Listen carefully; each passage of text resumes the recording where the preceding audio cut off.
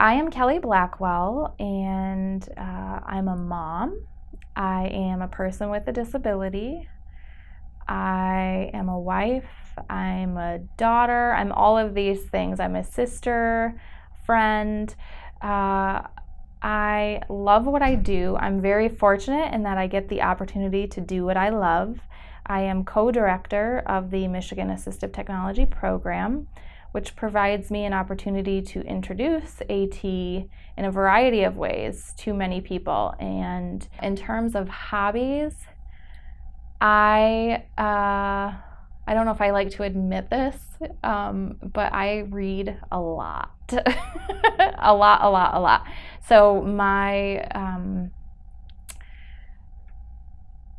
app, that's the BARD mobile app, that's one of the AT apps that I use. It's the National Library Service Braille and Reading down, or Braille, now I'm going to mess it up, Braille Audio Reading Download, I think. And sorry if I mess that up, but that allows me to get books through the library service at no charge, and so that's probably my biggest hobby is reading audiobooks. And then certainly music. I have the Alexa device, several of them throughout my home, and I have it where I can listen to music on those devices, so I do that a lot.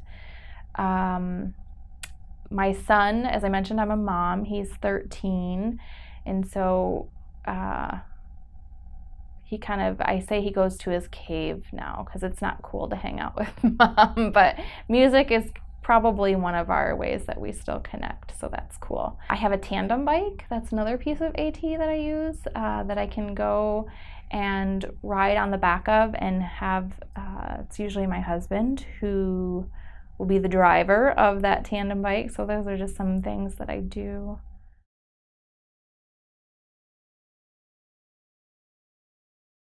Making sure that everyone is brought to the table.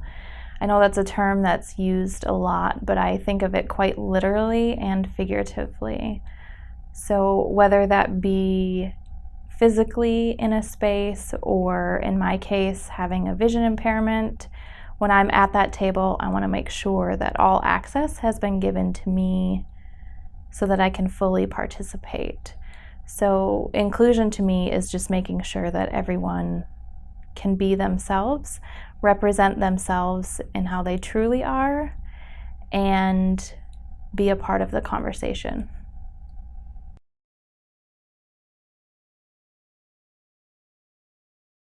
First, I think just by having an open dialogue, making sure that all of the available processes, any methods to connect with constituents should include, if it's by phone or email or social media even, just opening up those channels to even create an opportunity for that dialogue.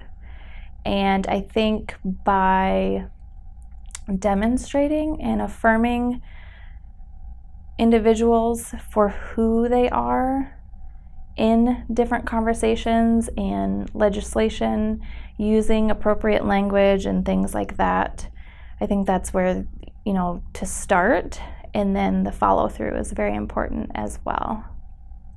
What could be better is that people with disabilities, again, need to be included in that conversation. So when you think of a student in an IEP, or maybe it's a new college student and they don't really know what they need yet, having them included in that conversation, working with somebody that can identify some assistive technology options, and then seeing what's available and then following through with those options in the classroom or in the community.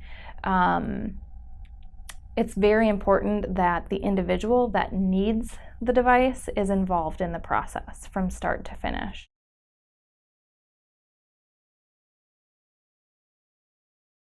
When I think of community, I think of many different versions of my own community. So where I work, I'm very much included, working for a disability rights organization. So with advocacy and inclusion at the forefront of what we do in social justice, I certainly feel included there. Within my family unit in that community, I certainly feel included. When it comes to interacting with other communities, maybe not so much. And I often like to take the approach, however, of taking time to educate and advocate on not only my behalf, but advocate for others that feel as though they can't advocate for themselves.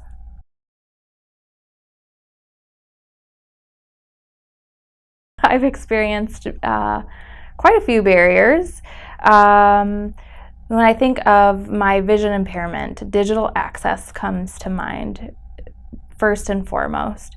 So especially working from home and doing a lot of things through the computer, I need to be able to interact with folks in a digital way. So many things online do have quite a bit of access built in, but it doesn't always hit the mark. So I would say in those aspects, there are quite a few barriers.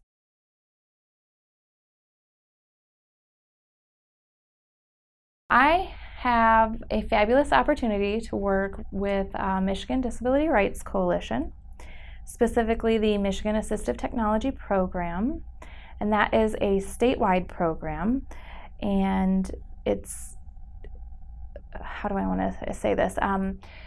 There is the AT Act, which is a federal act that states in the simplest form that individuals have increased access to and knowledge of assistive technology options.